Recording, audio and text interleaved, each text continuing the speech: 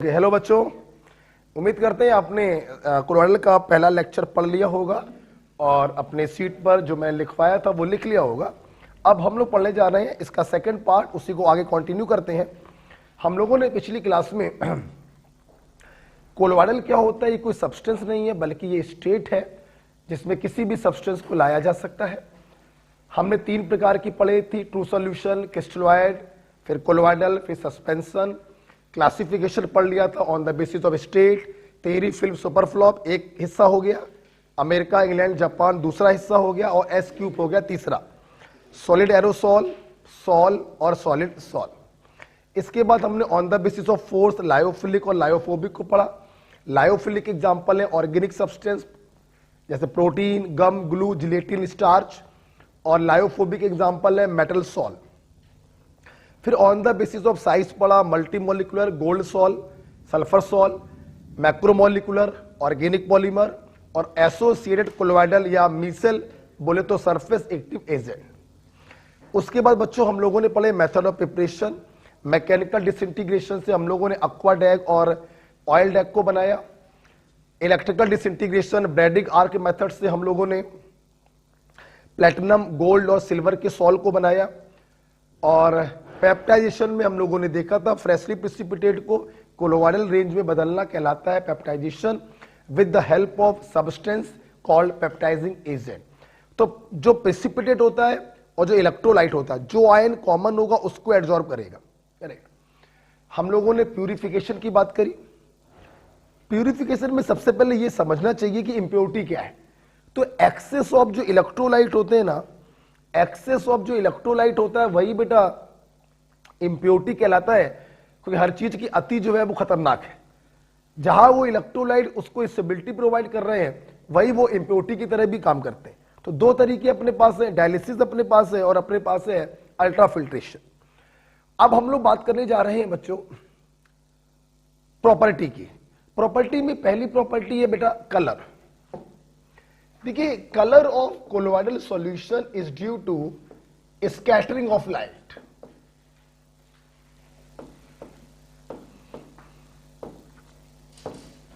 Is due to scattering of light. जैसा कि आपको मालूम है कि हमारा जो कोलोइडल होता है वो हेट्रोजीनस होता है। इसमें 2 फेजें होती हैं, डीपी और डीएम। तो हेट्रोजीनस मिक्सचर में जब भी लाइट पास करते हैं स्कैटरिंग होती है। This phenomena is called Tyndall effect, अभी आगे आने वाला है। तो स्कैटरिंग ऑफ लाइट के कारण हमें कोलोइडल जो है वो कलर दिखाई पड़ते हैं। It depends on size.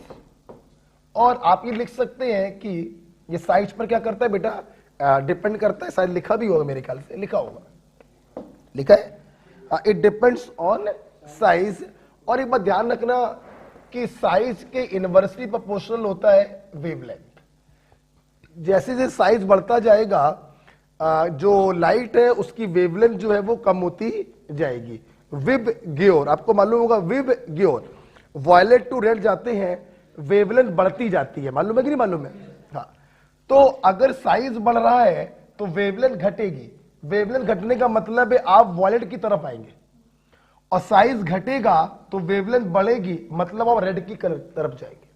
जैसे आपकी कॉपी पे लिखा हुआ है aqueous gold sol is red in color। 2 बातें, colour is due to scattering of light and scattering is due to heterogeneous nature. Colour depends on size of colloidal particle. एक बात बच्चों ध्यान रखना, हम लोग जब कोलोइडल पार्टिकल बोलते हैं तो उसका मतलब डीपी से होता है, डीएम से नहीं होता। किससे होता है? डीपी से। और size is inversely proportional to wavelength. VIBGYOR, wavelength increases तो हम बोलेंगे साइज डिक्रीजेस। गोल्ड सॉल का कलर कैसा होता है? रेड। देखिए ये जो फंडा है ये हमने एनसीईआरटी से ही बनाया हुआ है। ओके, अच्छा तो उन्होंने मालूम बोला कि gold sol is red in colour, red in colour है मतलब वेवलेंथ बहुत ज्यादा तो साइज बहुत क्या है? छोटा। अब उन्होंने बोला कि अगर गोल्ड सॉल में कोलोइडल पार्टिकल का साइज बढ़ाने लगे, क्या कर दे? बड़ा। ये लिखा हुआ है एनसीईआरटी में कि गोल्ड सॉल में अगर साइज बढ़ाएं तो कलर क्या हो जाएगा। तो सोचना, साइज बढ़ाया तो वेवलेंथ कम, तो रेड से किस तरफ आओगे? वॉयलेट की तरफ। ये लिखा हुआ है एनसीईआरटी में actually.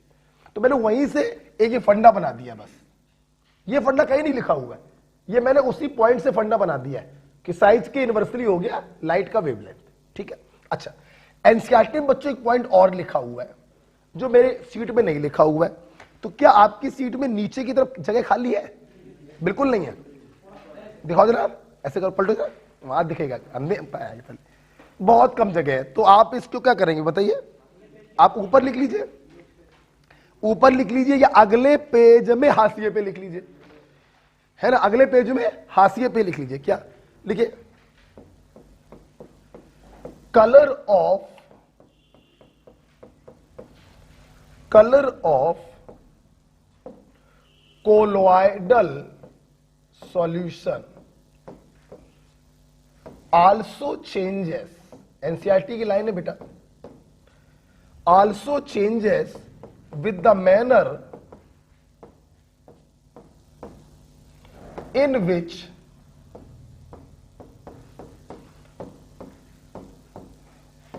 observer receives the light, manner observer receive the light। समझेंगे? लिखिए मत, समझ लीजिए तो तुरंत समझ में आ जाएगा। जैसे मिल्क वाटर का कोलोइडल सॉल्यूशन है, मतलब किसका? मिल्क। अरे मिल्क भी तो कोलोइडल होता है, ठीक है, ये कोलोइडल सॉल्यूशन है। अब देखना, आपने इसमें लाइट यहां से पास करी, इंसिडेंट लाइट। अब देखिए, लाइट के दो रूप हैं, एक लाइट है जो यहीं से क्या हो जाएगी, रिफ्लेक्ट, और एक है जो इस कोलोइडल को चीरते हुए निकलेगी, ठीक है। तो आपने कौन सी लाइट को देखा? अगर आप रिफ्लेक्टेड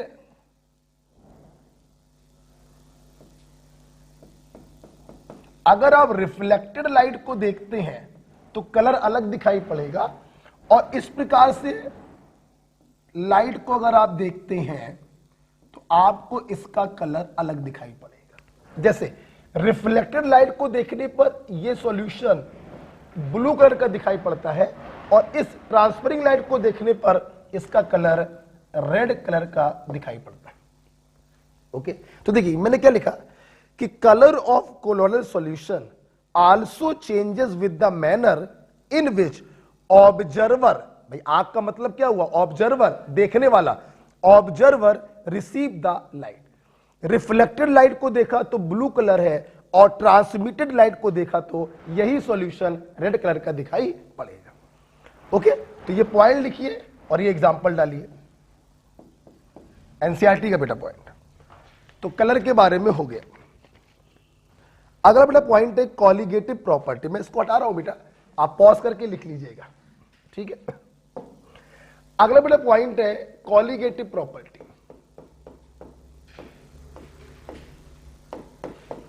देखो बच्चों, कॉलिगेटिव प्रॉपर्टी, अभी एक बच्चा बैठे बैठे इसी की बात बोल रहा था, आ भी गया। कॉलिगेटिव प्रॉपर्टी पूरा चैप्टर है, 12th एनसीईआरटी का चैप्टर है, तो डिटेल में पढ़ेंगे। अभी बच्चों से इतना बताना चाहेंगे कि colligative property is inversely proportional to molecular weight of solute, और यहां पे सॉल्यूट कौन है? डीपी। देखिए बेटा, कोलोइडल, आप लोगों ने देखा कि कोलोइडल में पार्टिकल आपस में जुड़ के कोलोइडल रेंज में आते हैं, तो इनका जो मॉलिक्यूलर वेट होता है बच्चों वो बहुत ज्यादा होता है, इसलिए इनकी जो कॉलिगेटिव प्रॉपर्टी की वैल्यू होती है वो बहुत छोटी होती है। तो कॉलिगेटिव प्रॉपर्टी की वैल्यू कोलोइडल और जो पॉलीमर होते हैं, क्योंकि इनके मॉलिक्यूलर वेट बहुत ज्यादा होते हैं, इसलिए इनकी कॉलिगेटिव प्रॉपर्टी बच्चों बहुत छोटी होती है। आप लोग भविष्य में हमसे पढ़ेंगे कॉलिगेटिव प्रॉपर्टी 4 प्रकार की होती है: osmotic pressure, lowering, relative lowering in vapour pressure, elevation in boiling point और डिप्रेशन इन फ्रीजिंग पॉइंट। बच्चों में बताना चाहूंगा, इन चारों कॉलिगेटिव प्रॉपर्टी से आप मॉलिक्यूलर वेट को निकाल सकते हैं, लेकिन जो कोलोइडल और पॉलीमर्स होते हैं जिनके मॉलिक्यूलर वेट बहुत ज्यादा होते हैं, तो इनके मॉलिक्यूलर वेट निकालने के लिए the best colligative property is osmotic pressure. वैसे तो मॉलिक्यूलर वेट आप चारों में से किसी के द्वारा भी निकाल सकते हो, लेकिन जिनके मॉलिक्यूलर वेट बहुत ज्यादा होते हैं लाइक कोलोइडल सॉल्यूशन और पॉलीमर, तो इनका मॉलिक्यूलर वेट निकालने के लिए the best colligative property is osmotic pressure. Okay, पढ़ते हैं।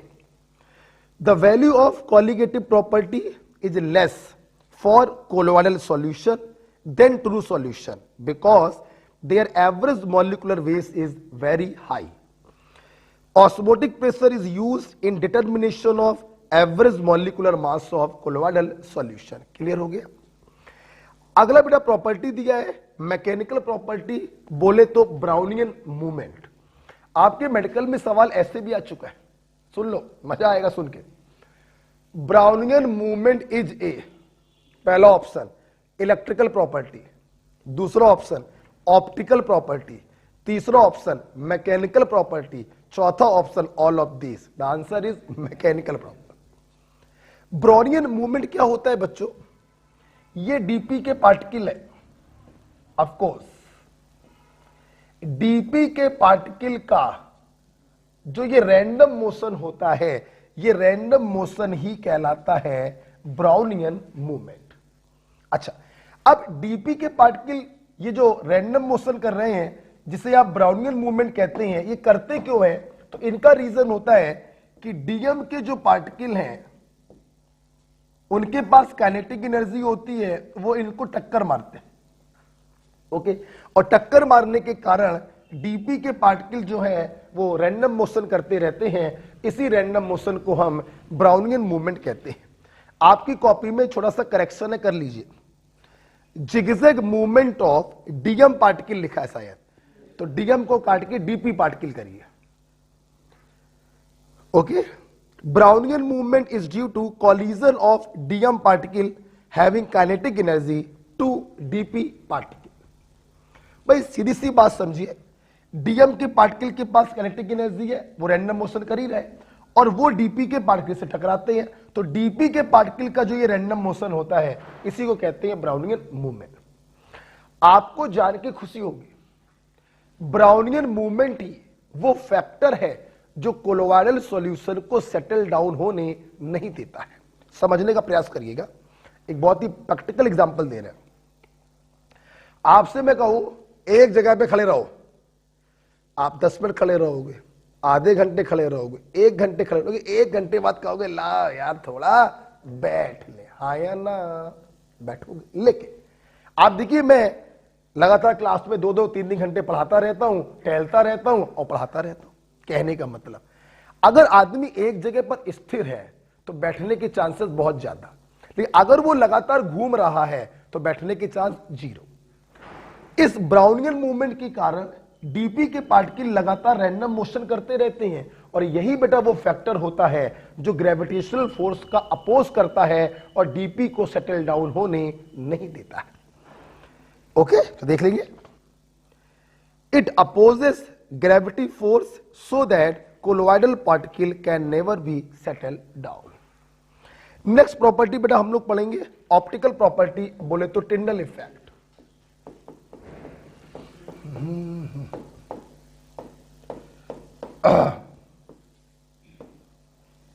देखिए, जैसा कि हमें मालूम है ये हमारा कोलोइडल सॉल्यूशन है, हेट्रोजिनस होता है। अगर बच्चों हम लोग इसमें कन्वर्जिंग बीम को डालें, कन्वर्जिंग बीम का मतलब लाइट की, कन्वर्जिंग बीम का मतलब मिलती हुई लाइट, तो ये क्या करते हैं, ये इस लाइट को स्कैटर कर देते हैं। इसी स्कैटरिंग को कहते हैं टिंडल इफेक्ट। ये आपके सामने जो बनी है इसे कहते हैं टिंडल कोन। और ध्यान रखिएगा, ये टिंडल कोन आपको सिर्फ तब दिखाई पड़ती है जब आप इसे परपेंडिकुलर विजुलाइज करें। बेटा बोलो कैसे?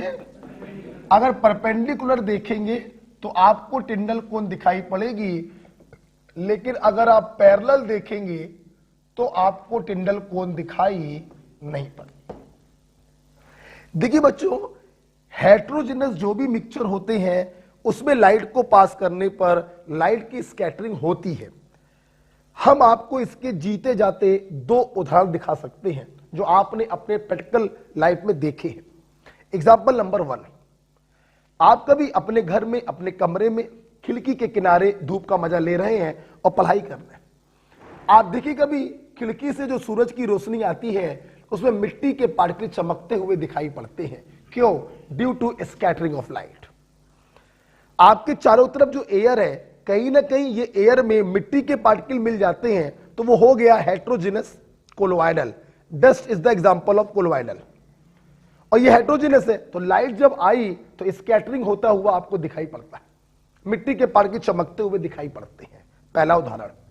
उदाहरण नंबर दूसरा, कभी आप सिनेमा घर में जाइए तो क्या होता है, हम लोग ऐसे बैठे होते हैं, सामने स्क्रीन लगी होती है और पीछे से प्रोजेक्टर से लाइट आती है और आपको पिक्चर दिखाई पड़ती है। कभी आप ऐसे करके देखिएगा तो आपको लाइट जाती हुई दिखाई पड़ती है। क्यों? उस जगह पर एयर है, एयर में डस्ट के पार्टिकल घूम रहे हैं, मतलब ये हेट्रोजिनस मिक्सचर हो गया। Dust is the example of colloidal.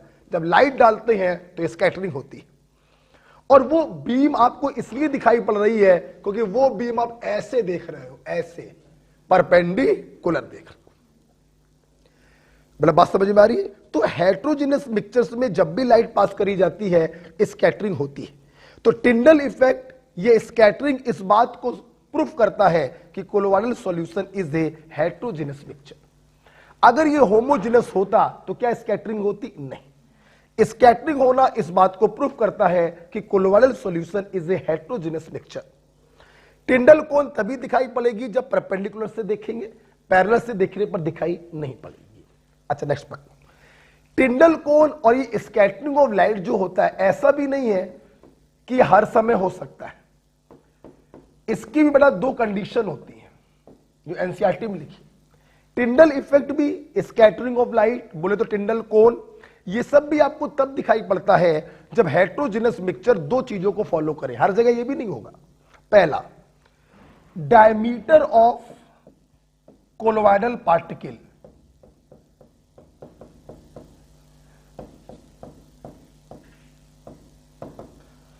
Diameter of colloidal particle और वेवलेंथ ऑफ लाइट में ज्यादा डिफरेंस नहीं होना चाहिए, लगभग बराबर, ज्यादा डिफरेंस नहीं होना चाहिए। और दूसरा, रिफ्रैक्टिव इंडेक्स ऑफ डीपी और डीएम में ज्यादा डिफरेंस होना चाहिए। ठीक है, एक चीज में डिफरेंस कम और एक चीज में डिफरेंस ज्यादा। पढ़िए जरा, दिखाई पड़ जाएगा। The diameter of disperse particle is not much smaller than wavelength of light. Not much smaller मतलब लगभग बराबर। और refractive index of DP and DM differ greatly. DP और डीएम के रिफ्रैक्टिव इंडेक्स में ग्रेट डिफरेंस होना चाहिए। मतलब क्या होना चाहिए? Great difference. आपको जान के खुशी होगी, ये एनसीईआरटी का पॉइंट है बच्चों, और शायद 2-3 साल पहले यही क्वेश्चन बेटा आईआईटी में पूछा गया था। उन्होंने सिर्फ ये पूछा था कि टिंडल इफेक्ट कब ऑब्जर्व होगा। दो कंडीशन, डीपी का जो डायमीटर है वो वेवलेंथ ऑफ लाइट के लगभग बराबर होना चाहिए, बहुत छोटा नहीं होना चाहिए। और डीपी और डीएम के रिफ्रैक्टिव इंडेक्सेस बहुत ज्यादा डिफरेंस में होने चाहिए। मतलब एक में डिफरेंस चाहिए है कम और एक में डिफरेंस चाहिए है ज्यादा। ओके, नेक्स्ट पॉइंट आप पढ़ेंगे। जो डब्बा बना हुआ है, आप डब्बे में इसको बना लीजिएगा। जो डब्बा बना हुआ है, डब्बे के अंदर आप ऐसे दिखाइएगा, कन्वर्जिंग बीम डालिएगा, स्कैटरिंग दिखाइएगा, टिंडल कोन दिखाइएगा। परपेंडिकुलर में दिखेगी, पैरेलल में नहीं दिखेगी। ये आप लिख लीजिएगा। नीचे हम पढ़ रहे हैं, this property shows that colloidal solution और हेट्रोजिनस, मैंने भी समझाया। स्कैटरिंग का मतलब ही है कि हेट्रोजिनस होगा। Tyndall cone observe when observer is perpendicular to the incident ray. A Tyndall effect is observed only when the following two conditions are satisfied. Clear हो गया बेटा? नेक्स्ट बच्चों हम लोग जा रहे हैं इलेक्ट्रिकल प्रॉपर्टी। इलेक्ट्रिकल प्रॉपर्टी सबसे बड़ी हेडिंग है, थोड़ा समय लगेगा। सबसे पहला पॉइंट है स्टेबिलिटी ऑफ कोलोइडल। देखिए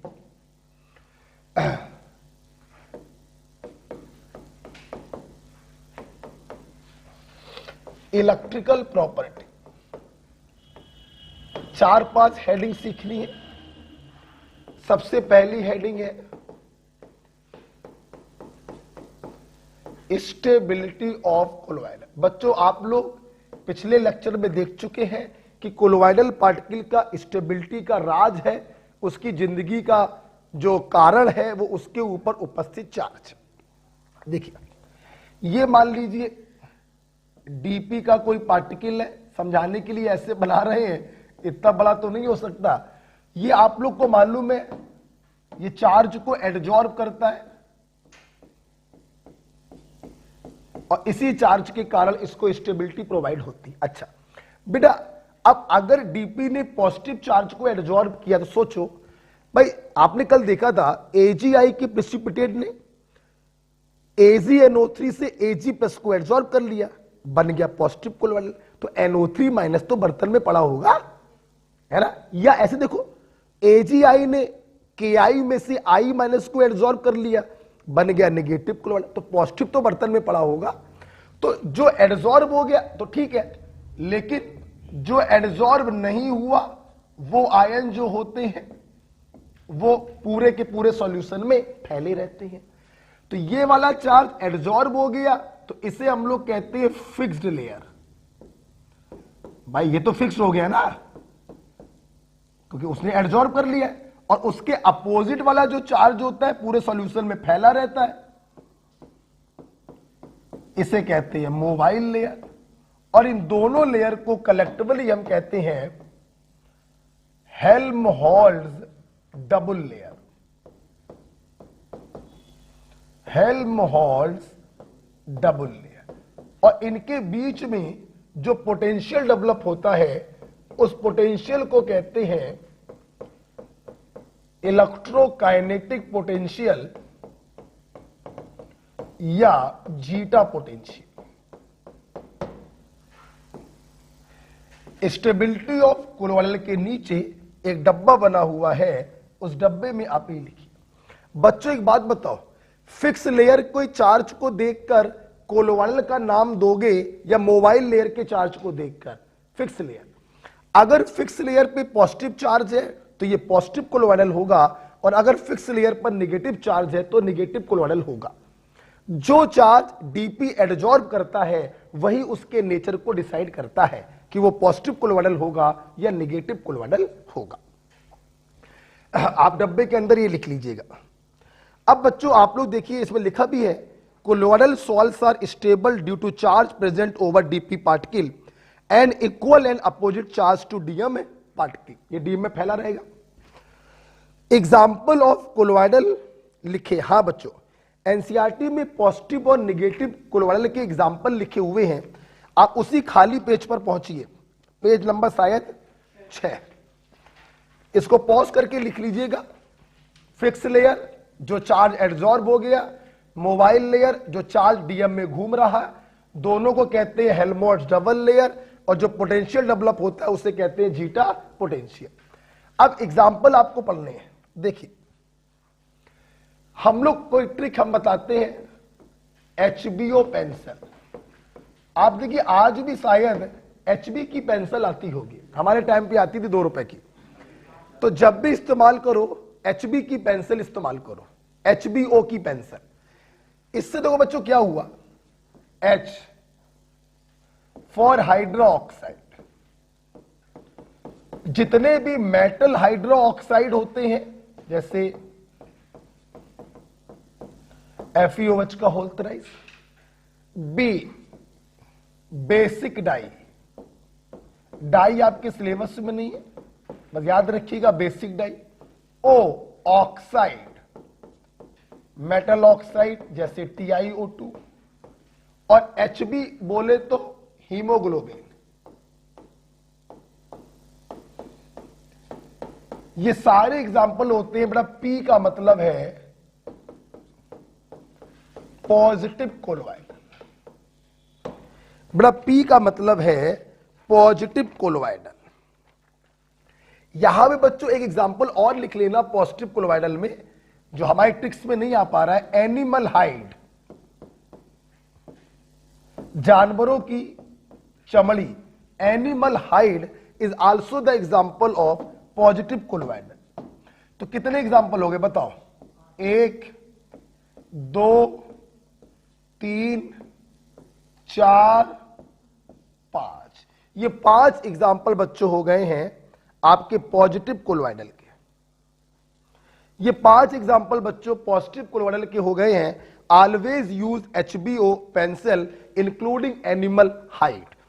ध्यान रखिएगा, इनके अलावा कोई भी एग्जाम्पल आपको दे दिया जाए तो आप उसको निगेटिव बोलेंगे। बताइए, metal sol negative, arsenic sulphide negative, acidic dye negative, ठीक है, और भी कोई भी एग्जाम्पल, बालू, क्ले निगेटिव, कोई भी एग्जाम्पल दिया जाए निगेटिव बोलेंगे।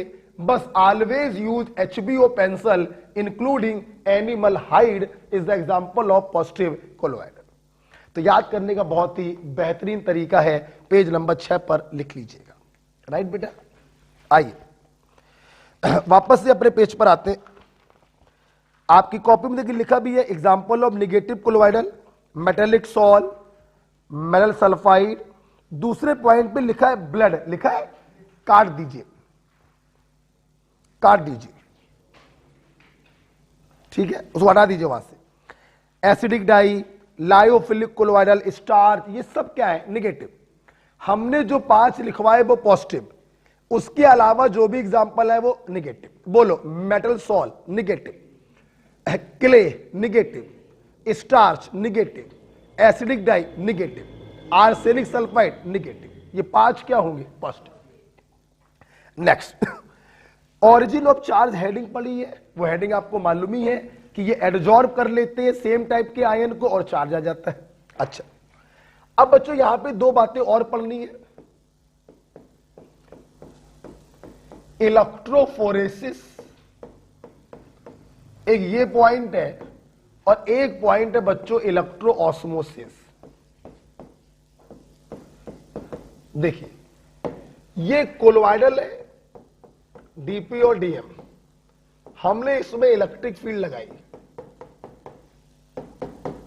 देखो बेटा, अगर इलेक्ट्रिक फील्ड में डीपी के पार्टिकल माइग्रेट करते हैं तो फिनोमिना इज कॉल्ड इलेक्ट्रोफोरेसिस, और डीएम के पार्टिकल अगर माइग्रेट करते हैं तो phenomena is called electro osmosis. अब बच्चे भूल जाते हैं इलेक्ट्रोफोरेसिस में कौन है, इलेक्ट्रो ऑस्मोसिस में कौन। एक बात बताओ, बायो में आप लोग पढ़ते हो ऑस्मोसिस, परासरण। ऑस्मोसिस में सॉल्वेंट छेदों को पार करके जाता था या सॉल्यूट? सॉल्वेंट मतलब डीएम। तो जहां पे ऑस्मोसिस आ रहा है वहां पे सॉल्वेंट को माइग्रेट कराएंगे, सॉल्वेंट बोले तो डीएम, और जहां पे ऑस्मोसिस नहीं आ रहा है वहां पे सॉल्यूट को माइग्रेट कराएंगे, सॉलिड बोले तो डीपी। तो migration of DM particle is electro osmosis और migration of DP particle is electrophoresis या कैटाफोरेसिस। एक नाम और भी लिखा होगा, लिखा है कैटाफोरेसिस। ओके, स्टेबिलिटी हो गया, ऑरिजिन ऑफ चार्ज पहले ही पढ़ चुके हो, इलेक्ट्रोफोरेसिस हो गया, कैटाफोरेसिस हो गया। 5वां प्रॉपर्टी है इलेक्ट्रिकल प्रॉपर्टी कोएगुलेशन। कोएगुलेशन बोलो बच्चों, फ्लक्युलेशन बोलो, कोएगुलेशन बोलो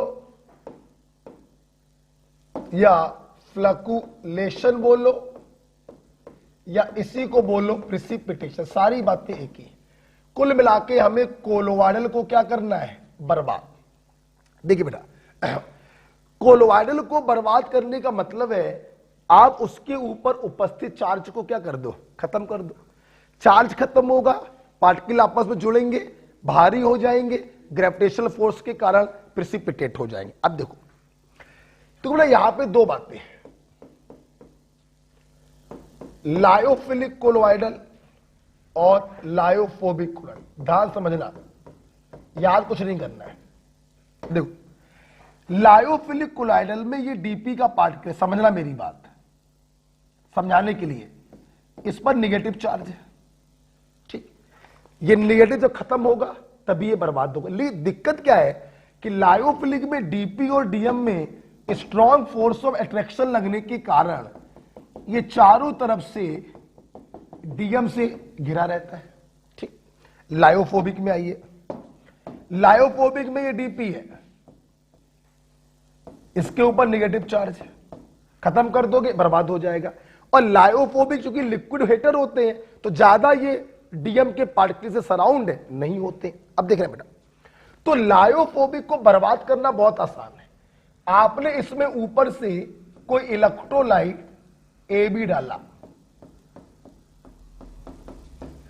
इलेक्ट्रोलाइट में दोनों पार्ट होते हैं, इस चार्ज के अपोजिट वाला जो होगा वो इफेक्टिव आयन होगा, अंदर जाएगा, इस चार्ज को खत्म करेगा, कोलवाइडल को बर्बाद कर देगा। सोचो, अगर लायोफिलिक को बर्बाद करना है और आपने उस इलेक्ट्रोलाइट को डाला, इसमें कोई शक नहीं इफेक्टिव आयन कौन सा होगा, प्लस वाला, क्योंकि इस पे चार्ज क्या है, माइनस। ये सोचो, जब ये प्लस डीपी के ऊपर पहुंचेगा तभी तो नेगेटिव को खत्म करेगा। तो यहां पर ये प्लस डीपी के ऊपर पहुंच ही नहीं पाएगा क्योंकि ये डीपी डीएम से सराउंडेड है।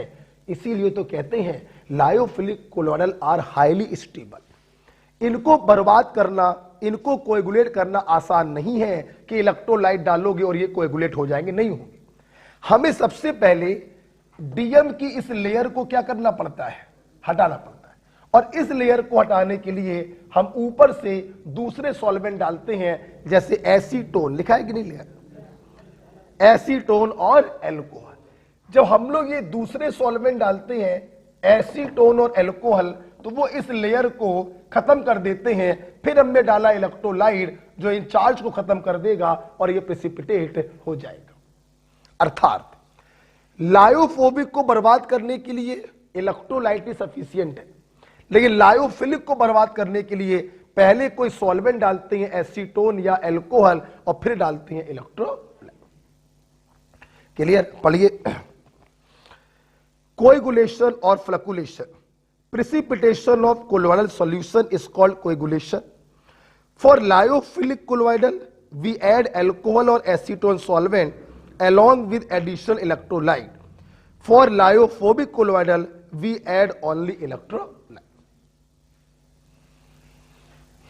समझ में आ गया बेटा? अब देखिए इसी कोएगुलेशन में एक रूल आता है, हार्डी-सुल्ज रूल। क्या बताए इसी, देखिए सब समझा दिया हमने।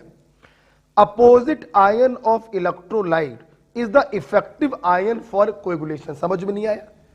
अबे नेगेटिव कोलोइडल है तो इफेक्टिव आयन होगा कैटायन, अपोजिट वाला, और पॉजिटिव कोलोइडल होगा तो इफेक्टिव आयन होगा एनायन, नेगेटिव वाला, अपोजिट वाला। Next, coagulation power is directly proportional to charge on effective ion. सीधी सी बात, हमें देखो एक ए बी है, एक सी डी है, दोनों में इफेक्टिव आयन कैटायन होगा क्योंकि ये नेगेटिव चार्ज है। अब तुम बताओ, जिस पे चार्ज ज्यादा होगा वो इसको तेजी से खत्म करेगा, मतलब इफेक्टिव आयन पर जितना ज्यादा चार्ज होता है उसकी बर्बाद करने की क्षमता उतनी ज्यादा होती है, कोएगुलेशन पावर उसकी उतनी ज्यादा होती। क्यों? एक प्लस एक माइनस को बर्बाद करेगा, जबकि इसका एक प्लस दो माइनस को बर्बाद कर देगा क्योंकि यहां पे +2 है। तो चार्ज जितना ज्यादा होगा बर्बाद करने की क्षमता उतनी ज्यादा, प्रेसिपिटेट करने की क्षमता उतनी ज्यादा, कोएगुलेशन पावर उतनी ज्यादा। ओके, जैसे देखिए बच्चों, आपको दो सवाल भी दिए गए, ध्यान दो सब लोग। इन्होंने बोला हमारे पास नेगेटिव कोलोइडल है, हमने इसको बर्बाद करने के लिए आपको 3 इलेक्ट्रोलाइट दिए, AlCl3, BaCl2 और NaCl। आपसे पूछा इनकी कोएगुलेशन पावर का ऑर्डर बताओ। मेरे भाई सबसे पहले ये बताइए, अगर नेगेटिव कोलोइडल है तो इफेक्टिव आयन कौन सा होगा, कैटायन। अपन को इससे कोई लेना देना नहीं, अपन को सिर्फ मतलब है कैटायन, +3 +2 +1। चार्ज जितना ज्यादा बर्बाद करने की क्षमता उतनी ज्यादा, कोएगुलेशन पावर उतनी ज्यादा। AlCl3 की सबसे ज्यादा और NaCl की सबसे कम। सवाल लिखा हुआ है, उसके नीचे डब्बा बना हुआ है, उस डब्बे में ऐसे लिख लो, कोएगुलेशन पावर का ऑर्डर लिख लो, दैट्स इट। दूसरा क्वेश्चन,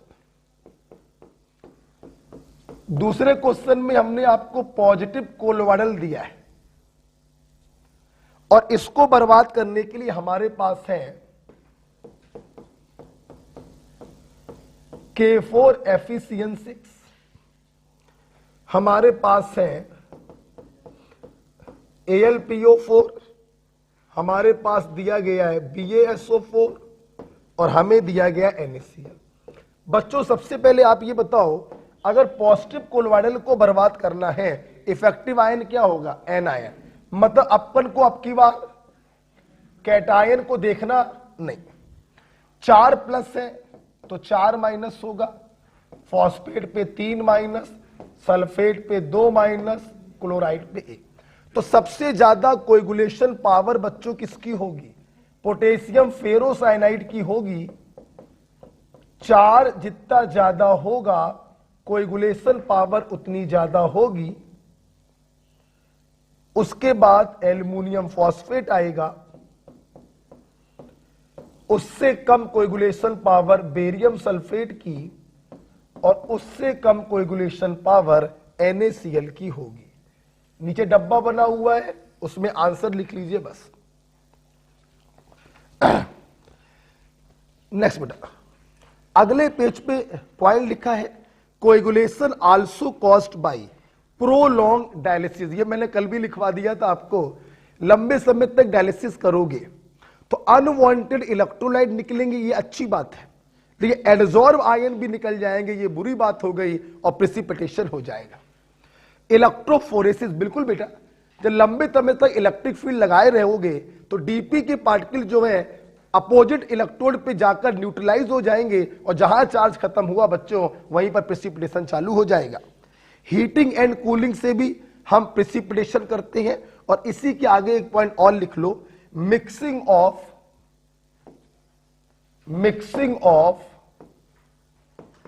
उसी आगे लिखो मिक्सिंग ऑफ, ये एनसीईआरटी का पॉइंट है, opposite charge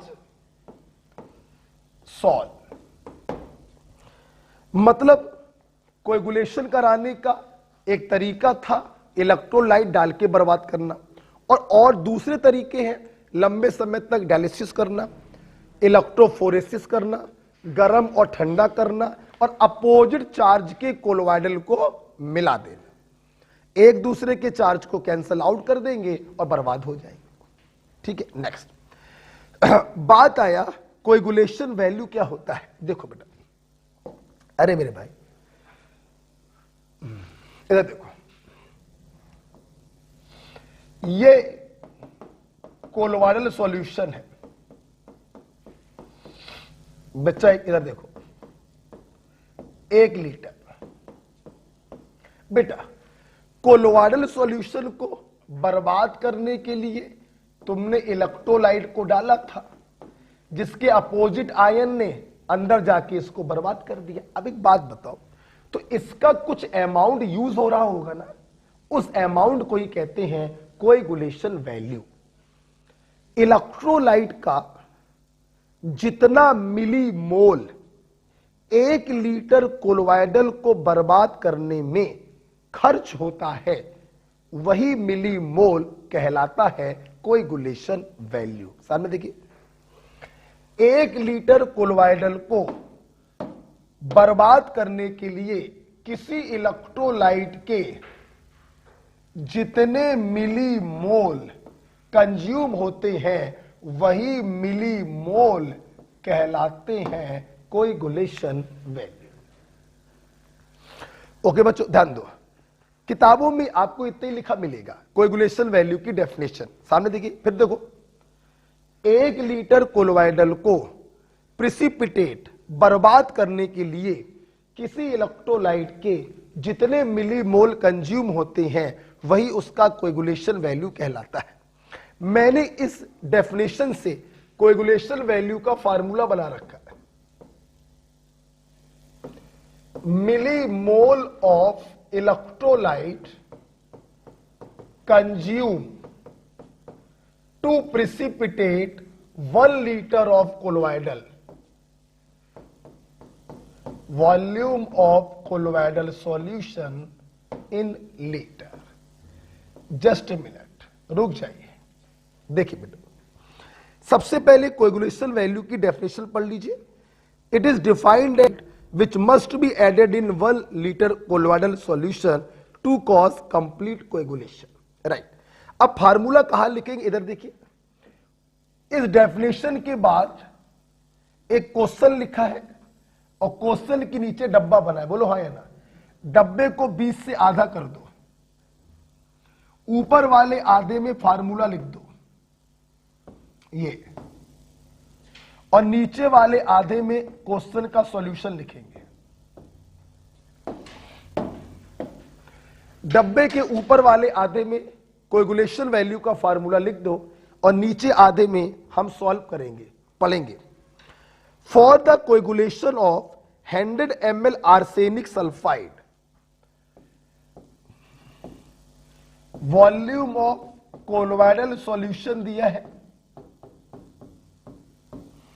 100 ml, 5 ml 1 normal NaCl is used. NaCl दिया है 5 ml 1 मोलर। अच्छा, find out the coagulation value, ये आपसे पूछा है। हमारा डब्बा खत्म हो गया, आपका डब्बा खत्म नहीं होगा, अच्छा खासा बना है। तो देखिए बेटा, हमने कोएगुलेशन वैल्यू का फार्मूला लगाया, मिली मोल्स ऑफ इलेक्ट्रोलाइट। आप वॉल्यूमेट्रिक पढ़ चुके, मोलैरिटी में वॉल्यूम से मल्टीप्लाई करिए। अगर वॉल्यूम लीटर में है तो मोल आएगा, ml में है तो मिली मोल आएगा। तो हमने सिंपल मोलैरिटी इंटू वॉल्यूम, मिली मोल आ गया, upon volume of colloidal solution in litre. आपको दिया 100 ml, हम 1000 से डिवाइड करेंगे तो लीटर में कितना आएगा 0.1। तो कोएगुलेशन वैल्यू आ गई 50। ओके बच्चों,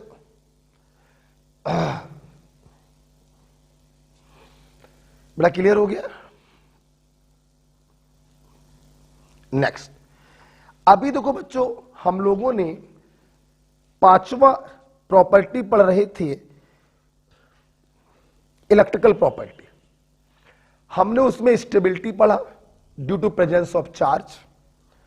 चार्ज कैसे आया, due to adsorption, electrophoresis, electroosmosis, और हमने कोएगुलेशन पढ़ा। कोएगुलेशन का मतलब इलेक्ट्रोलाइट डालकर कोलोइडल को बर्बाद किया। इलेक्ट्रोलाइट का जो अमाउंट यूज हुआ उसे कहते हैं कोएगुलेशन वैल्यू, और इलेक्ट्रोलाइट की बर्बाद करने की ताकत कहलाती है कोएगुलेशन पावर, जो उसके चार्ज की डायरेक्टली प्रोपोर्शनल होती है। This is called Hardy Schulze rule. अब बच्चों, हम लोग क्या करने जा रहे हैं, हम लोग इस कोलोइडल को इस इलेक्ट्रोलाइट से बचाएंगे। अब हम इस कोलोइडल का प्रोटेक्शन करेंगे। तो अगली हेडिंग पढ़ी है protective action of lyophilic colloidal. इधर देखिए, देखिए बेटा, ये जो लायोफोबिक कोलोइडल होते हैं, जिनको तुमने सिर्फ इलेक्ट्रोलाइट डाल के बर्बाद कर दिया, इलेक्ट्रोलाइट से इनको बचाने के लिए हम लोग डालते हैं प्रोटेक्टिव कोलोइडल।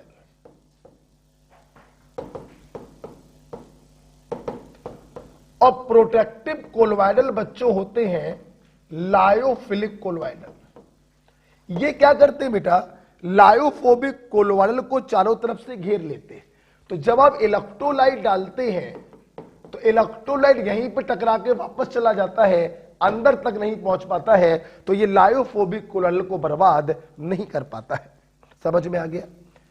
ओके, तो ध्यान रखना, हमेशा protective colloidal are always lyophilic colloidal, जिसके एग्जाम्पल थे organic substance, gum, glue, gelatin, starch. आपने पिछले लेक्चर में पढ़ा था लायोफिलिक के एग्जाम्पल।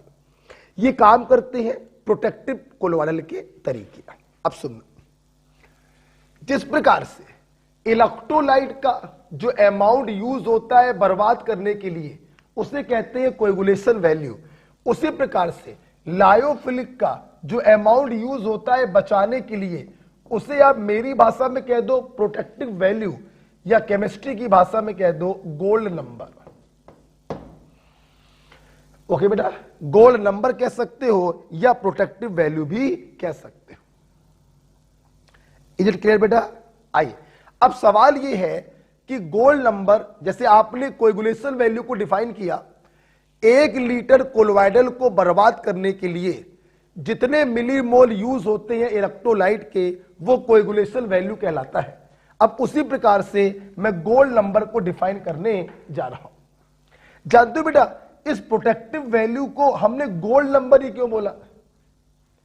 या हम इसको सिल्वर नंबर बोल देते, प्लेटिनम नंबर बोल देते, पोरवाल नंबर बोल देते, गोल्ड नंबर ही क्यों बोला?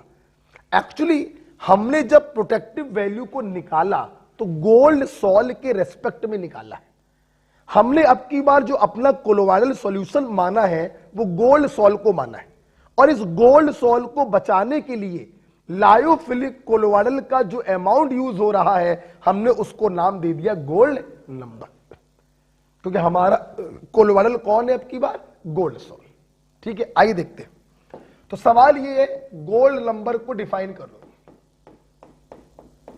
देखिए बहुत आसान, ये हमारे पास है गोल्ड सॉल। 1 2 3 4 5 6 7 8 9 10। याद करने का तरीका, 10 ml gold sol.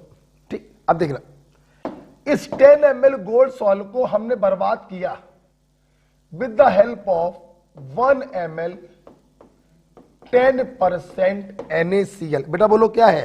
1 ml 10% NaCl। जाहिर सी बात है आप इसको अंदर डालोगे गोल्ड सॉल। अबे पॉजिटिव के एग्जांपल में तो HBO पेंसिल थी, मतलब ये नेगेटिव कोलोइडल है, और नेगेटिव के लिए इफेक्टिव आयन क्या होगा? पॉजिटिव।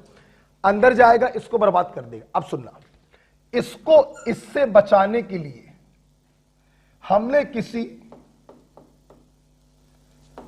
लायोफिलिक कोलोइडल को डाला, और मान लो बच्चों इसका x मिलीग्राम यूज हुआ। कितना मिलीग्राम? अब सुनना, व्हाट इज गोल्ड नंबर? सुनना, 10 ml गोल्ड सॉल को 1 ml 10% NaCl से बचाने के लिए किसी लायोफिलिक कोलोइडल का जितना मिलीग्राम यूज होता है उसी को हम उसका गोल्ड नंबर कहते हैं। क्या कहते हैं? ओके, तो मैं बच्चों को ये ऐसे समझाता हूं, और मैं बच्चों से कहता हूं कि इस प्रकार से आप हाशिए में लिख भी लीजिएगा। लिखने से क्या होता है, आपको डेफिनेशन पढ़ने की जरूरत नहीं है, आप इसको देखेंगे आपको समझ में आएगा। ओके, पढ़ते हैं। Gold number term given by Zsigmondy, याद रखिएगा।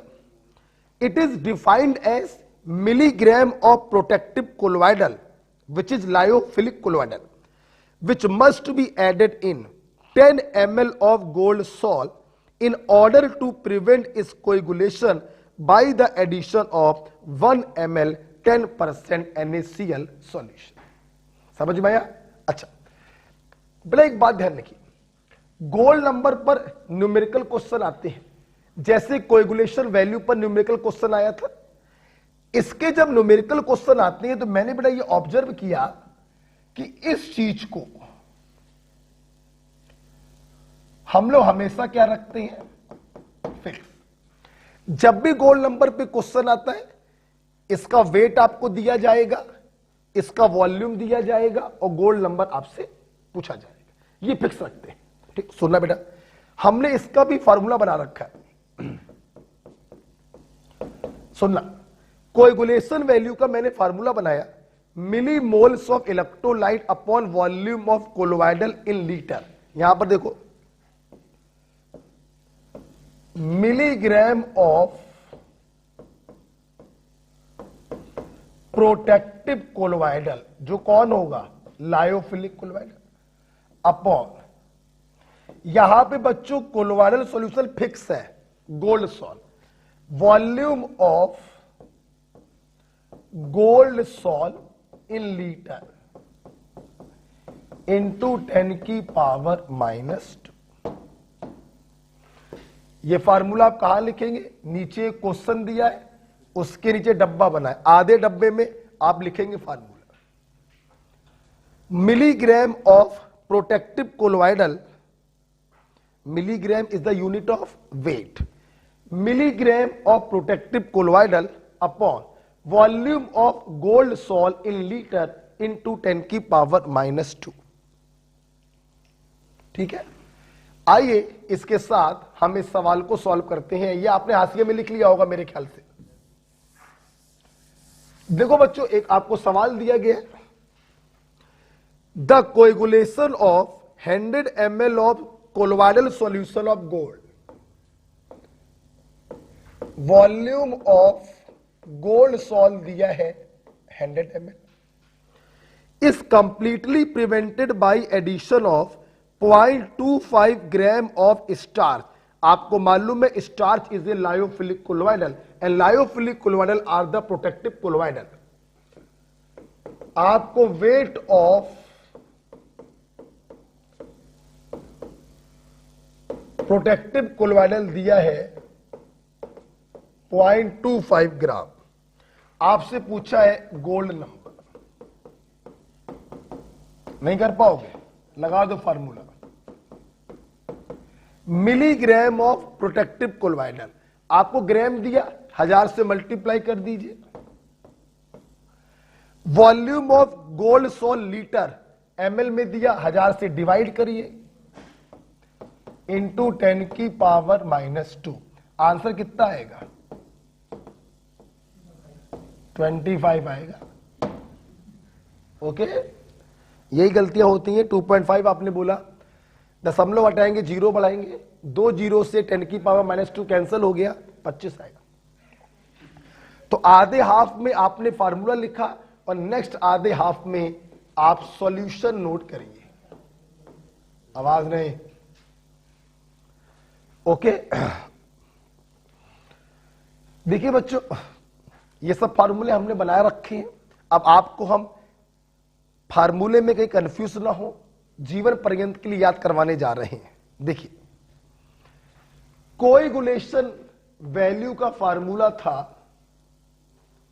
मिली moles of electrolyte upon volume of colloidal solution in litre. ठीक, अब सुनना, सबसे पहले एक स्टूडेंट को यह क्लियर होना चाहिए कि कोएगुलेशन वैल्यू, कोएगुलेशन पावर, ये शब्द एसोसिएटेड है इलेक्ट्रोलाइट से, जो कोलोइडल को बर्बाद करने आ रहा है। प्रोटेक्टिव पावर या प्रोटेक्टिव वैल्यू, जिसे गोल्ड नंबर कहते हैं, ये दोनों शब्द जुड़े हुए हैं लायोफिलिक कोलोइडल, जो उसको बचाने आ रहे हैं। सबसे पहले आप ये क्लियर कर लीजिए। ठीक, अब देखिए, दोनों फार्मूलों में मैंने एक चीज कॉमन रखी है कि नीचे जो कोलोइडल सॉल्यूशन का वॉल्यूम रखा है वो किस में है। बनाते, इस फार्मूले को बनाते समय मैंने ये ध्यान रखा कि बच्चे कहीं कंफ्यूज ना हो जाए। हमने दोनों में देखिए जो कोलोइडल सॉल्यूशन का वॉल्यूम लिया है वो लीटर में लिया है। अच्छा, अब बच्चा कंफ्यूज क्या होगा, मिलीमोल किस में था और मिलीग्राम किस में था। सुनना, गोल्ड नंबर जी के साथ आएगा जी, गोल्ड नंबर में मिलीग्राम आता है और कोएगुलेशन वैल्यू में मिलीमोल्स आता है। लेकिन बेटा, ये मिलीग्राम किसका है? प्रोटेक्टिव कोलोइडल का, जो बचाने आ रहा है, लायोफिलिक कोलोइडल। और ये मिलीमोल किसका है? इलेक्ट्रोलाइट का, जो बर्बाद करने आ रहा है। क्लियर? तो आओ बोलो कोएगुलेशन वैल्यू। अच्छा, कोएगुलेशन मतलब इलेक्ट्रोलाइट चर्चा हो रही है, तो millimoles of electrolyte upon volume of colloidal solution in litre. Gold number, gold number मतलब प्रोटेक्शन, मतलब प्रोटेक्टिव कोलोइडल, मतलब lyophilic colloidal. Milligram of lyophilic colloidal या protective colloidal upon volume of colloidal gold, यहां पे कोलोवाइडल सॉल्यूशन फिक्स है gold, into 10 की power -2।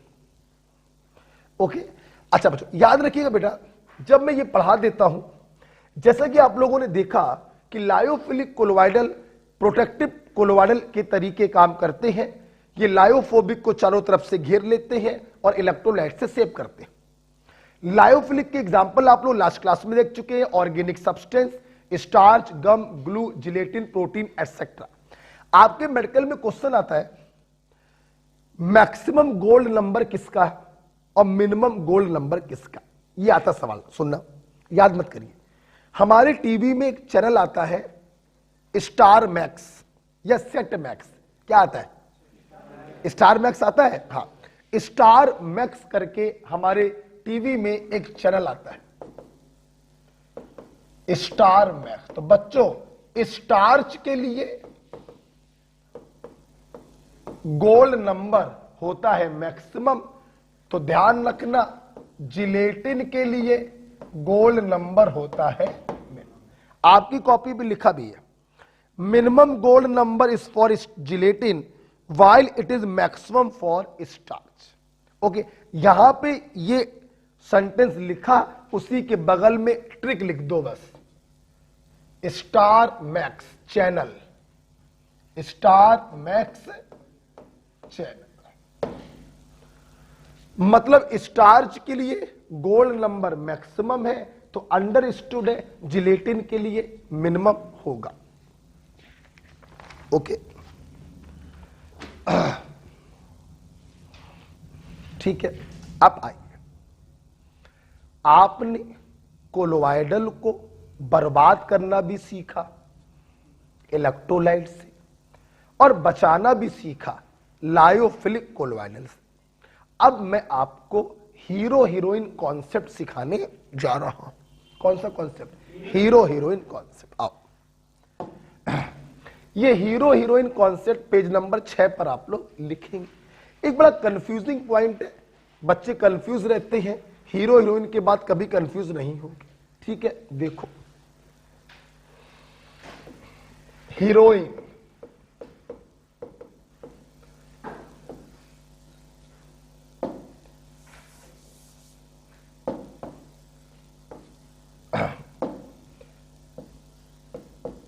अरे यार क्या हो रहा है, एक मिनट, हीरोइन,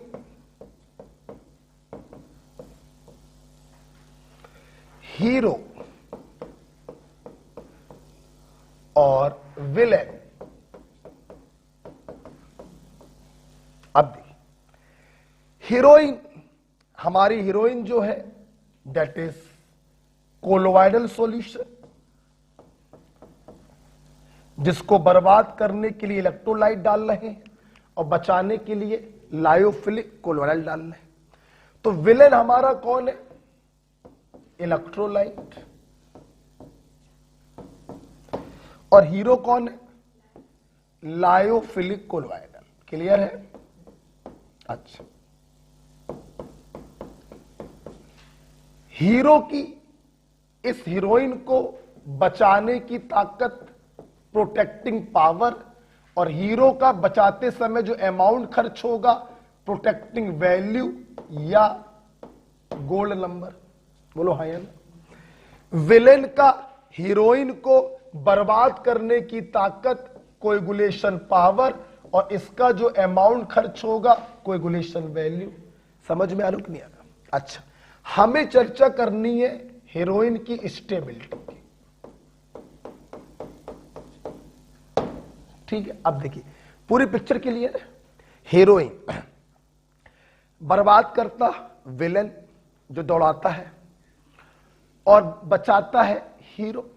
क्लियर है सबको? अच्छा, एक बात बताओ, बी नेचुरल, हीरोइन ज्यादा सेफ महसूस कब करेगी, जब हीरो की पावर ज्यादा हो या विलेन की पावर ज्यादा हो? Of course. मतलब क्या मैं ये नहीं लिख सकता हूं, क्या मैं ये नहीं लिख सकता हूं कि stability of colloidal solution is directly proportional to protecting power of lyophilic colloidal। हाँ या ना? हीरो का ताकत जितना ज्यादा, हीरोइन उतना सेफ महसूस करेगी कि गुंडा 1 आ जाए या 10 आ जाए, मेरा लौंडा उसे संभाल लेगा। ठीक, अच्छा बच्चों, विलेन की ताकत जितनी ज्यादा, हीरोइन उतना अनसेफ महसूस करेगी, अब गए कि कब गए। ठीक है, मतलब stability of colloidal is inversely proportional to coagulating power. पहले बताओ क्लियर हुआ कि नहीं हुआ? बेटा तुम भूल के दिखाओ तो जान जाए। जिस दिन एग्जाम में क्वेश्चन आएगा, दन से तुम्हारे दिमाग में हीरो हीरोइन कॉन्सेप्ट आएगा, दन से आंसर आएगा। बिल्कुल सोचना मत, न रटना। अब सुन बेटा, पावर हमेशा उसके अमाउंट के इनवर्सली होगी, समझ लीजिएगा, प्रयास करिएगा। अगर मुझसे कोई कहे इसको तोड़ो, तो शायद मैं 10-20 घूसे मारूं तो ये टूटे, लेकिन अगर सन्नी देओल से कह दिया जाए इसको तोड़ो, तो शायद एक घूसे में ये टूट जाए। और कोई रजनीकांत से कह दिया जाए, साउथ के सुपर हीरो, तो कहो छू भरने हो ये टूट जाए। तो पावर जितनी ज्यादा होती है उसका अमाउंट उतना ही कम यूज होता है, समझिए। हीरो की पावर जितनी ज्यादा तो हीरो का खर्च हुआ अमाउंट उतना कम। ऑफ कोर्स विलेन की पावर जितनी ज्यादा तो विलेन का खर्च हुआ अमाउंट उतना कम। पावर अमाउंट के इनवर्सली ही होती है। जैसे मार्केट में देखिए, घरों में मिर्च भी कई प्रकार की मिलती है। बहुत तीखी मिर्च अगर है तो छोटी सी बाइट स्वाद दे देती है, लेकिन हल्की फुल्की तीखी है, ज्यादा खानी पड़ती है, तब स्वाद मिलता है। तो बहुत ही नॉर्मल सी बात है, पावर हमेशा वैल्यू के इनवर्सली ही होती है। मतलब protecting value is inversely proportional to protecting power. Protecting value का मतलब गोल्ड नंबर। और coagulation value is inversely proportional to coagulation power. हाँ या ना? बोलो बेटा। तो जल्दी से मेरी क्लास एक बात बताए, stability of colloidal, please board पे मत देखना, आंख बंद कर लेना और सुनना और फील करना। Stability of colloidal heroine protecting power के डायरेक्टली है कि नहीं है? हीरो की ताकत के डायरेक्टली। अगर प्रोटेक्टिंग पावर के डायरेक्टली है तो प्रोटेक्टिंग वैल्यू के क्या हो गया? इनवर्सली। गोल्ड नंबर के क्या हो गया? अपने आप हो रहा है सब। Next, stability of colloidal coagulation power के इनवर्सली है। विलेन की ताकत ज्यादा तो हीरोइन उतना अनसेफ। तो stability of colloidal coagulation power के इनवर्सली है तो कोएगुलेशन वैल्यू के डायरेक्टली। बोलो हाँ, आंखें खोल लो, ऐसा ना हो आंखें बंद करके नींद में चले गए तुम लोग। नहीं, योग निद्रा से बाहर आओ। ठीक है, आप देखिए ये हीरो हीरोइन का कॉन्सेप्ट है, बहुत ही बढ़िया है। ये कॉन्सेप्ट आप पेज नंबर 6 पर लिख लीजिएगा और उसके नीचे मैं सवाल कराने जा रहा हूं। ठीक है, तो देखिएगा इसके नीचे मैं सवाल कराने जा रहा हूं। ये कॉन्सेप्ट आपको समझ में आ गया? हीरो हीरोइन कॉन्सेप्ट जबरदस्त कॉन्सेप्ट होता है। बच्चे बेटा बड़ा कंफ्यूज रहते हैं इस चीज में। आज के बाद आप कंफ्यूज होकर दिखाएंगे तो जान जाए। ठीक है, देखिए मैं इस कॉन्सेप्ट पर आपके नीट के 2 क्वेश्चन कराने जा रहा हूं। ओके, पॉज करके लिख लीजिएगा। क्वेश्चन, हमारे पास कोलोइडल सॉल्यूशन है ए बी सी। हमने इन कोलोइडल सॉल्यूशन को बर्बाद करने के लिए इलेक्ट्रोलाइट को डाला है जिसकी कोएगुलेशन वैल्यू हमने आपको दी है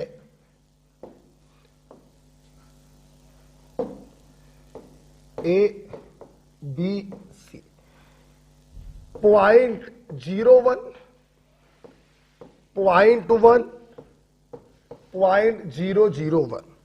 और हमने आपसे क्वेश्चन पूछा स्टेबिलिटी ऑफ कोलोइडल सॉल्यूशन का ऑर्डर बताइए।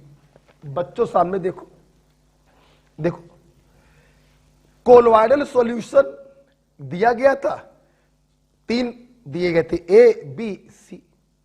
इसमें भी इलेक्ट्रोलाइट डाल के बर्बाद किया, इसमें भी इलेक्ट्रोलाइट डाल के बर्बाद किया।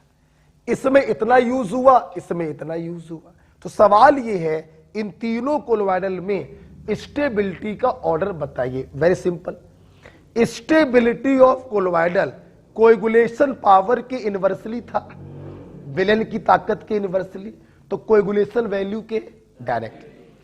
जिस कोलोइडल को बर्बाद करने के लिए ज्यादा कोएगुलेशन वैल्यू होगा उस कोलोइडल का स्टेबिलिटी भी ज्यादा होगा। इसलिए सबसे ज्यादा स्टेबल कौन होगा? बी, उससे लेस स्टेबल ए, और उससे लेस स्टेबल सी।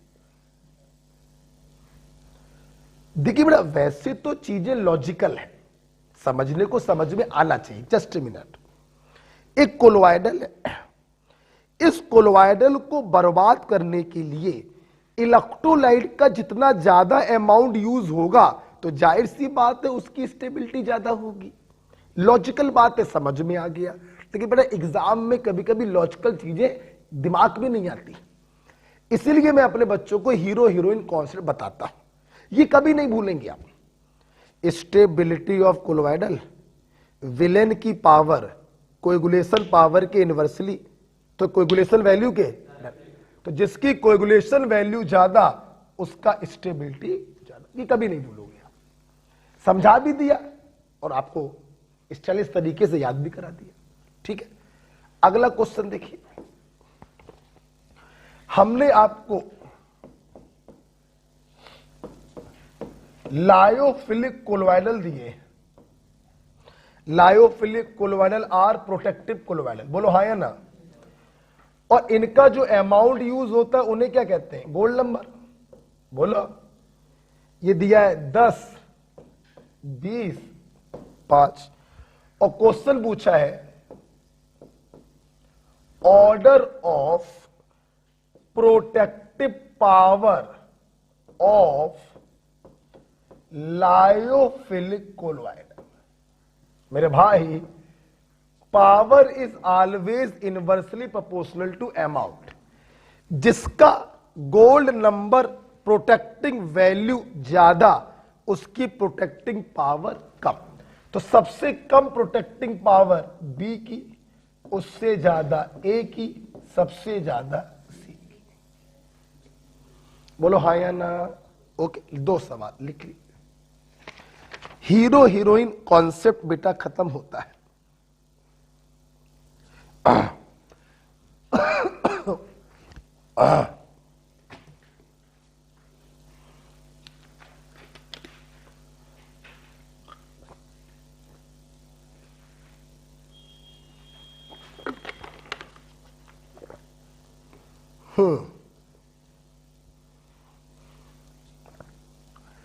बड़ा बात खत्म करें बेटा। वापस से अपने पेज नंबर 5 पे आ जाइए, इसको लिख लीजिएगा पॉज करके। हम लोग पढ़ेंगे इमल्सन। वैसे तो बच्चों इमल्सन आप लास्ट क्लास में देख चुके हो। अमेरिका, इंग्लैंड, जापान, बीच वाला होता है। इंग्लैंड मतलब emulsion, liquid in liquid, DP भी लिक्विड, डीएम भी लिक्विड। देखो बच्चों, इसी को तो अपन क्या कहते हैं? इमल्स। अब बच्चों देखो, आपको मालूम है लिक्विड 2 हो सकते हैं। लिक्विड बच्चों वाटर भी हो सकता है, और लिक्विड बच्चों ऑयल भी हो सकता है। तो लिक्विड चूंकि 2 प्रकार के हो सकते हैं, इसलिए इमल्सन जो है ये 2 प्रकार के होते हैं। एक oil in water type emulsion होता है, और दूसरा water in oil type emulsion होता है। हमारे पास 2 प्रकार के इमल्सन, डीपी हो जाए ऑयल, डीएम हो जाए वाटर। तो oil in water, because DP in DM होता है, डीएम इन डीपी नहीं होता है। और वाटर इन ऑयल का मतलब डीपी हो जाए वाटर और ऑयल हो जाए डीएम। तो दो प्रकार के होते हैं, ये लिखें, they are liquid in liquid type colloidal, दो प्रकार के, oil in water type O/W भी लिख देते हैं, और water in oil type W/O लिख देते हैं। देखिए ऑयल इन वाटर के एग्जांपल लिखा है milk, liquid fat is dispersed in water, fat क्या हो गया, ऑयली पार्ट हो गया और वाटर में डिस्पर्स है, तो liquid fat dispersed in water is milk. मैं अपने बच्चों को मिल्क इन दोनों में किसका एग्जांपल है कैसे याद कराता हूं, आपका इसका एग्जांपल लिखा हुआ है, मिल्क लिखा हुआ है, दूध हमें गाय से मिलता है, गाय बोले तो काऊ, काऊ, तो oil in water, okay, milk is the example of cow, oil in water. बच्चों सुन लो, बच्चों सुन लो, डीपी क्या होगा, oil, oil means liquid fat globules, DM क्या होगा, वाटर, तो liquid fat dispersed in water it is called milk type of emulsion. दूसरा एग्जांपल लिखा है vanishing cream, water in oil का एग्जांपल लिखा है cod liver oil, hair cream and butter. बच्चों मेरी बात तो सुनो, तुम लोग मिल्क याद कर लो और वेनिसिंग क्रीम याद कर लो।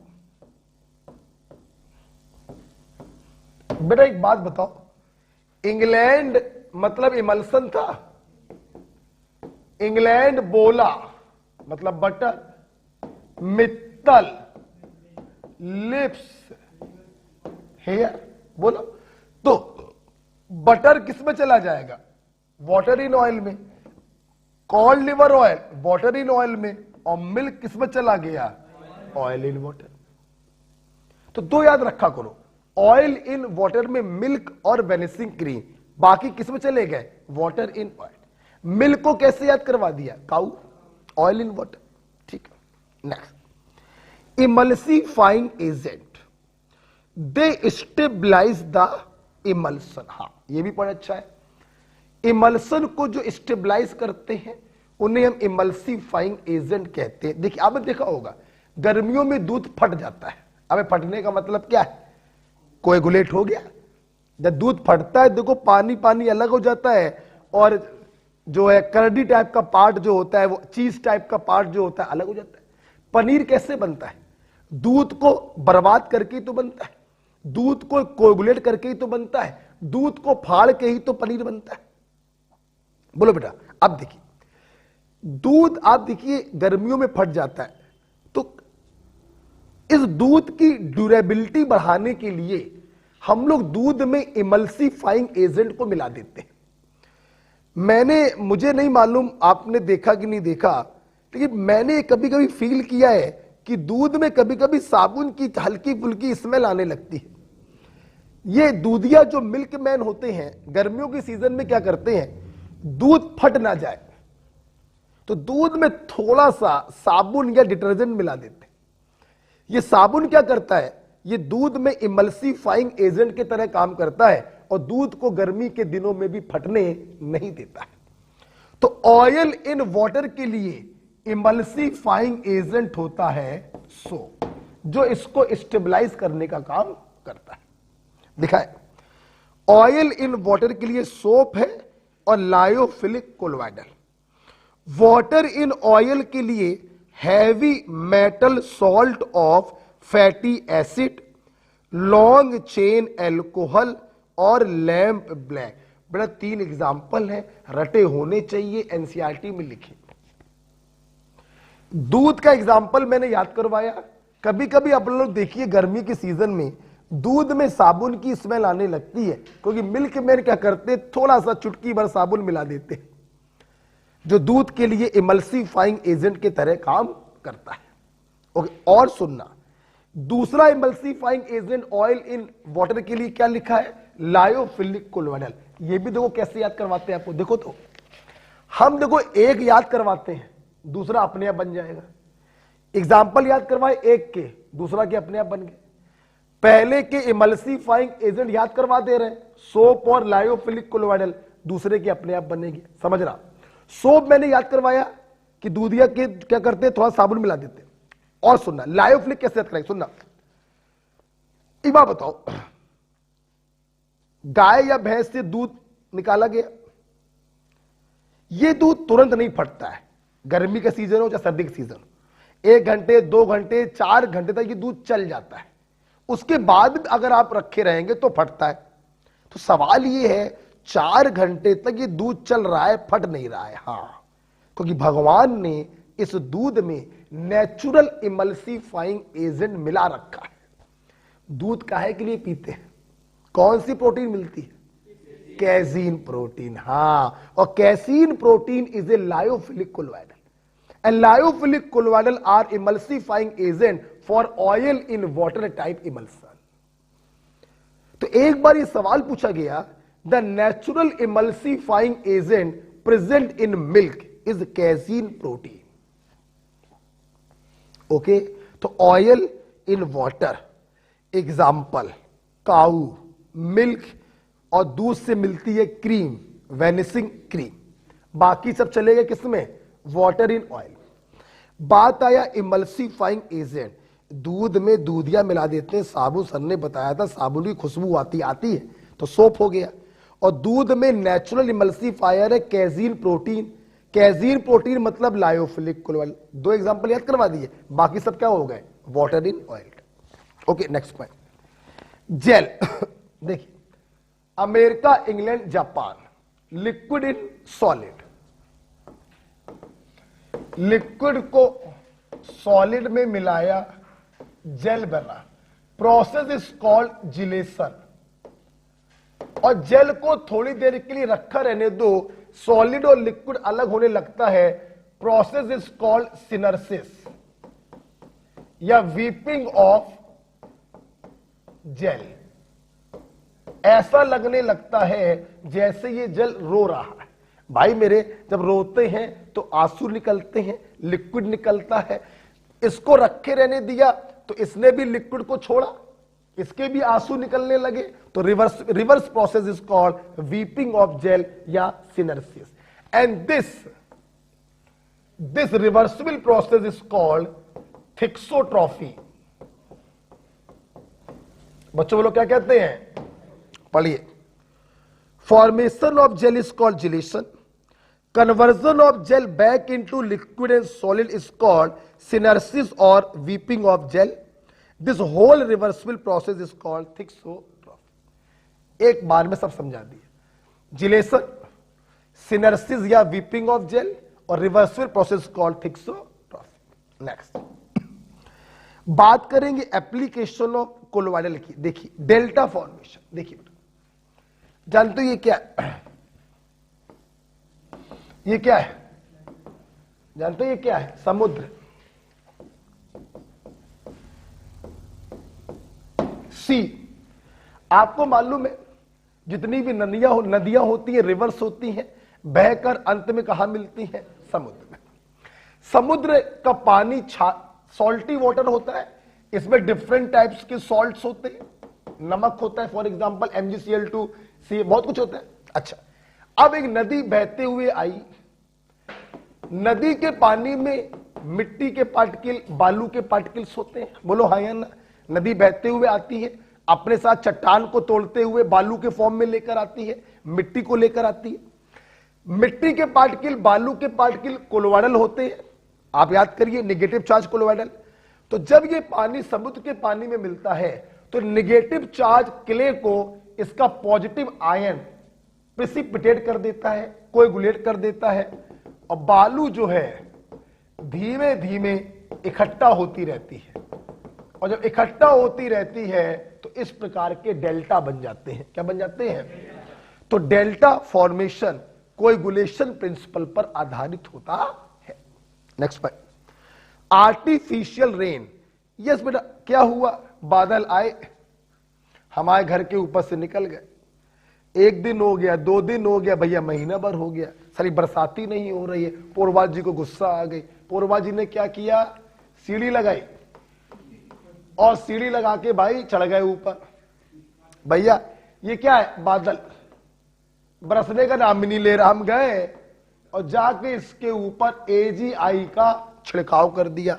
क्लाउड भी कोलोवाइडल होता है, AGI का छिड़काव किया, चार्ज को खत्म करेगा, ये आपस में प्रेसिपिटेट होंगे, कोएगुलेट होंगे, और ये देखो बच्चों बरसों रे मेघा मेघा, बरसों रे मेघा मेघा, इसे कहते हैं artificial rain with the help of AGI।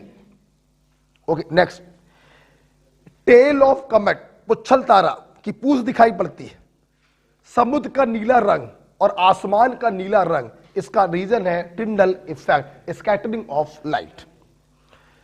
Bleeding can be prevented by alum. बच्चों कभी कभी मैन लोग जो होते हैं, दाग गया, खून आने लगा, बार बार क्या करता है, फिटकरी लेके रगड़ने लगता है। ब्लड आपने देखा कोलोवाइडल सॉल्यूशन होता है, haemoglobin is a positive colloidal. Alum मतलब फिटकरी, डिफरेंट टाइप्स के आयंस होते हैं इस एलम में, जब उसको ऐसे रगड़ते हैं तो ये आयन क्या करते हैं, ब्लड को वहीं पर जमा देते हैं, कोएगुलेट कर देते हैं, प्रेसिपिटेट कर देते हैं। तो bleeding can be prevented by alum. Colloidal solution of silver is called argyrol. Yes याद रखिए, आई लोशन में इस्तेमाल करते हैं। What is argyrol? Colloidal solution of silver. Colloidal solution of antimony is used in curing kala-azar. Kala-azar एक बीमारी होती है, आप लोग बायो में पढ़ते होंगे। इसका क्योरिंग, इसका उपचार करते हैं कोलोवाइडल एंटीमनी के द्वारा। Colloidal solution of graphite in water is called aqua, ने कल पढ़ा चुके हैं। Colloidal gold is called purple of Cassius. Colloidal gold को याद करिए बच्चों, रेड इन कलर होता है, याद आ रहा है आपको? कल पढ़ाया, आज ही पढ़ाया अभी 1 घंटे पहले, कलर में रेड इन कलर होता है। Size is inversely proportional to wavelength. Colloidal gold is called purple of Cassius, used for intramuscular injection. बच्चों इंजेक्शन 2 प्रकार के होते हैं, मसल में लगने वाला टिटनिस का इंजेक्शन और वेन में लगने वाले ड्रिप चढ़ता है, ड्रिप। तो ये इंट्रावेनस इंजेक्शन, ये इंट्रामस्कुलर। यहां ना लगवा पाओ तो पीछे लगवा लेना, इंट्रामस्कुलर ही होता है, ठीक है। तो इंट्रामस्कुलर इंजेक्शन में कोलोवाइडल गोल्ड का इस्तेमाल करते हैं, इसे पर्पल ऑफ कासियस कहते हैं। ये एनसीईआरटी का पॉइंट है। Alums are used to purify water. Negative mud particle precipitated by positive ion of alum. बच्चों अभी अभी मैंने कल ही आपको पढ़ाया था, नल का जो पानी है जिसमें मट्टी है, रख दिया, थिरा गई। थिराने का मतलब क्या? ये आरओ का पानी बन गया क्या बे? ये आरओ का पानी बन गया क्या? सस्पेंशन रेंज के जो मट्टी के पार्टिकल होते हैं वो बैठ जाते हैं, लेकिन कोलोवाइडल रेंज के पार्टिकल अभी भी पानी में तैरते रहते हैं। ये पानी पूरा प्योर नहीं हुआ है। क्या ये आरओ का पानी बन गया? नहीं। अब जो कोलोवाइडल रेंज के मट्टी के पार्टिकल हैं, हम इनको भी प्रेसिपिटेट करा सकते हैं। क्या करिए, फिटकरी लीजिए और फिटकरी को धागे में बांध के टांग दीजिए जगह जगह। क्या होगा? मिट्टी के मड पार्टिकल, आपको मालूम पॉजिटिव के एग्जांपल 5 ही लिखवाए, बाकी सब नेगेटिव। तो मड पार्टिकल क्या हो गए? नेगेटिव। और एलम में पॉजिटिव आयन, ये इसको क्या कर देते हैं? प्रेसी। कि अंदर कितना भी प्रेसिपिटेट हो जाए, आरओ का पानी तो ना बन जाएगा, ठीक है। Next, tanning. Animal hide are colloidal in nature. अभी बताया था मैंने पॉजिटिव कोलोवाइडल। आप देखिए जानवरों की खाल के बेल्ट बनती है, शूज बनते हैं, जैकेट्स बनती है। तो क्या मतलब है? जानवर को काटा, खाल निकाली और जैकेट बना दी, का पहन लो का? दिमाग खराब हो जाएगा भाई। उस खाल को सुखाते हैं, ठीक है, चमड़ी को सुखाते हैं। और देखिए बेटा, for hardening of leather hide is coagulated, process is called tending. इसको हार्ड कैसे बनाते हैं? डिफरेंट शेप देने के लिए हार्ड कैसे बनाते हैं? Process is called tending. ये जो पॉजिटिव एनिमल की चमड़ी होती है, इसका कोएगुलेशन करवाते हैं, इसको हार्ड करवाते हैं, process is called tanning. Next, Cottrell precipitator used in chimney to precipitate solid particle such as carbon arsenic present in smoke. देखिए भाई, ये चिमनी है, एक कारखाने में चिमनी लगी है, यहां पे कुछ काम आम हो रहा है, यहां से धुआं निकल के ऊपर जा रहा है। तो सरकार कह रही है कि भाई अपनी चिमनी में आप क्वार्टिल प्रेसिपिटेटर लगा के रखिए, ताकि ये इस धुएं के हानिकारक पार्टिकलों को यहीं पे रोक ले और यहां से जो हवा ऊपर जाए, अभी शुद्ध हवा तो नहीं होगी, फिर भी डेडली पॉइजनस भी नहीं होगी, क्योंकि क्वार्टिल प्रेसिपिटेटर ने पार्टिकलों को यहीं पर कोएगुलेट कर लिया होगा। शायद इतने एग्जाम्पल लिखे, एक और लिख लो, latex is colloidal solution of rubber.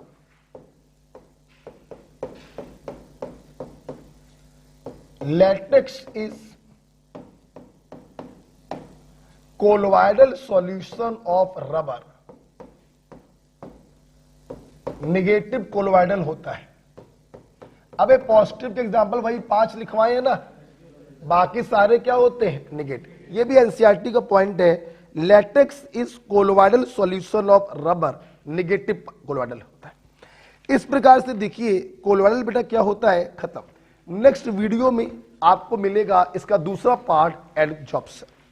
Okay, notes बना लीजिएगा, हमने जो नोट्स तो हमने दे ही दिए हैं, आपको बस उसमें लिखना है।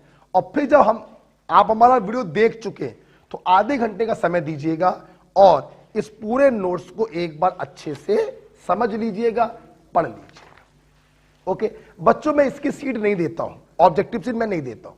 मेरी थ्योरी आपने याद कर ली तो ऑब्जेक्टिव क्वेश्चन लगाने की कोई जरूरत नहीं है, ये मेरा विश्वास है। आपके सारे क्वेश्चन सॉल्व हो जाएंगे। क्लियर बेटा? फिर भी अगर आपको लगाने की इच्छा हो तो जो किताब आपके पास हो भैया कहीं से, आप उससे लगा सकते हैं। ओके बेटा, थैंक यू।